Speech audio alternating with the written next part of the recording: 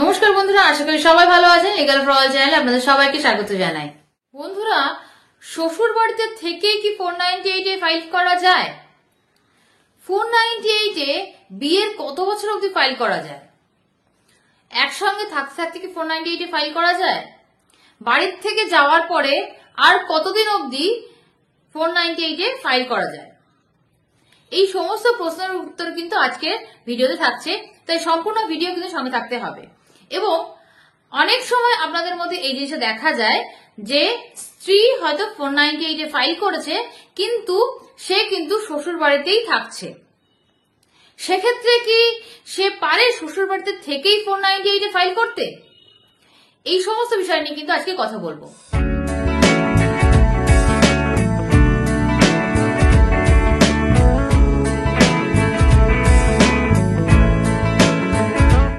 এখন যদি সাবস্ক্রাইব করে না থাকেন আমাদের চ্যানেলটা, তাহলে অবশ্যই বলবো সাবস্ক্রাইব করে নেওয়ার জন্য।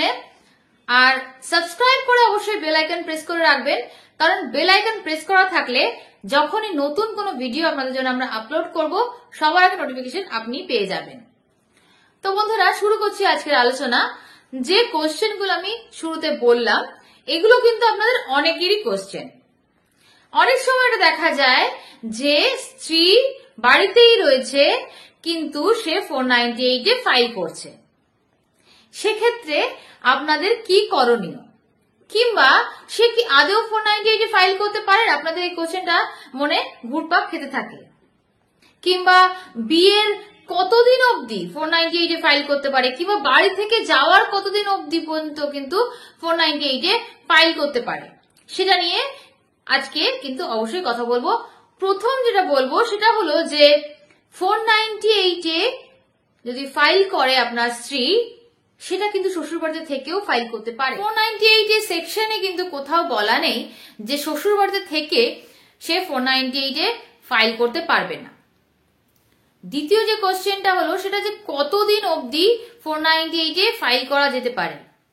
অনেকের এই ধারণাটা রয়েছে যে 7 বছর মানে বিয়ের পর 7 বছর অবধি যদি 498 ফাইল করা না যায়, তারপরে আর 498 ফাইল করা যায় না।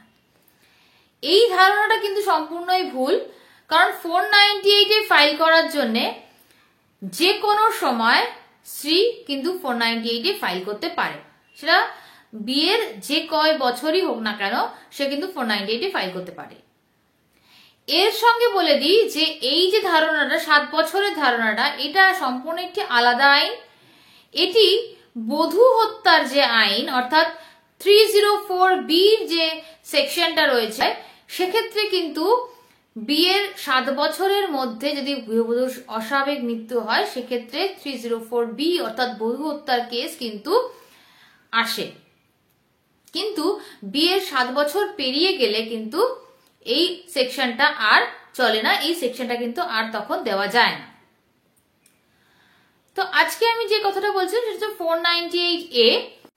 498 এর ক্ষেত্রে যদি স্ত্রী বাড়ির থেকে চলে যায়, সেক্ষেত্রে কতদিন পর্যন্ত 498 এ ফাইল করা যায়? বাড়ির থেকে চলে যাওয়ার পর 3 বছরের মধ্যে যদি 498 এ ফাইল না হয়, তাহলে কিন্তু 498 এ আর ফাইল করা যায় না। এর কারণ সেকশন 468 সিআরপিসি তে বলা আছে যে 4 বছরের সাজাযুক্ত, 4 বছর বা তার কম সাজাযুক্ত যে অপরাধগুলো রয়েছে, সেই অপরাধগুলোর ক্ষেত্রে লিমিটেশন পিরিয়ড, অর্থাৎ সেই অপরাধগুলোর জন্য আইনি ব্যবস্থা নেওয়ার লিমিটেশন পিরিয়ড কিন্তু 3 বছর। 3 বছর পার হয়ে গেলে, অর্থাৎ ঘটনা যখন ঘটেছে তার থেকে 3 বছরের মধ্যে কিন্তু অবশ্যই মামলা ফাইল করতে হবে। তাছাড়া যদি 3 বছর সময় পার হয়ে যায়, তাহলে কিন্তু এই অপরাধগুলির ক্ষেত্রে কিন্তু আর মামলা ফাইল করা যায় না। এবং 498 এর সাজাও 3 বছর। এই কারণে 498 এর ক্ষেত্রেও কিন্তু লিমিটেশন পিরিয়ড 3 বছর।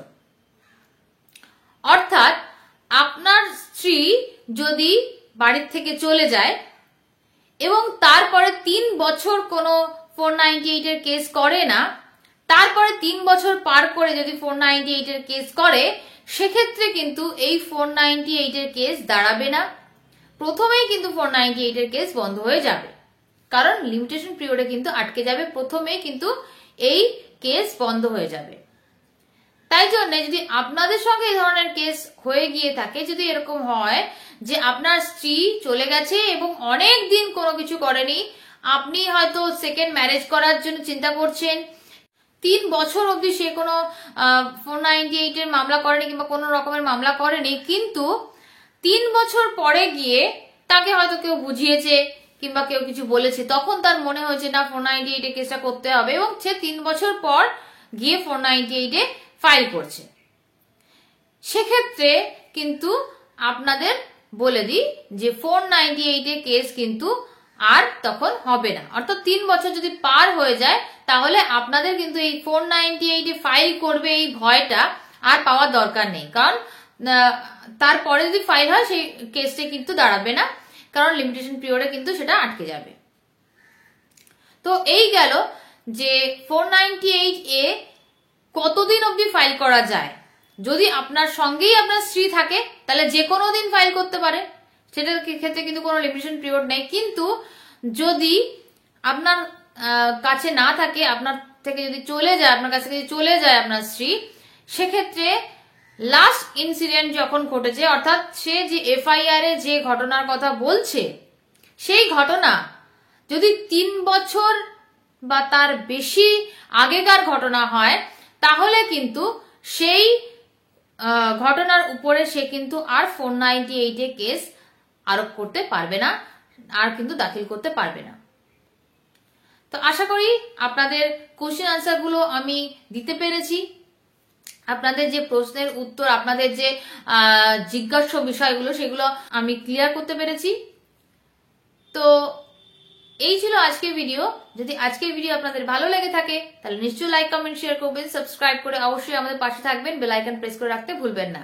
তো বন্ধুরা, 498 এর কেস নিয়ে পরবর্তীকালে আরো বিশদে আরো অনেক কেস ল নিয়ে কিন্তু আমি আসব, এবং সেই সমস্ত ভিডিও দেখার জন্য অবশ্যই আমাদের সাবস্ক্রাইব করতে হবে এবং বেল আইকন প্রেস করে রাখতে হবে। আজকের মতো এখানে শেষ করছি, দেখা হচ্ছে পরবর্তী ভিডিওতে। নমস্কার।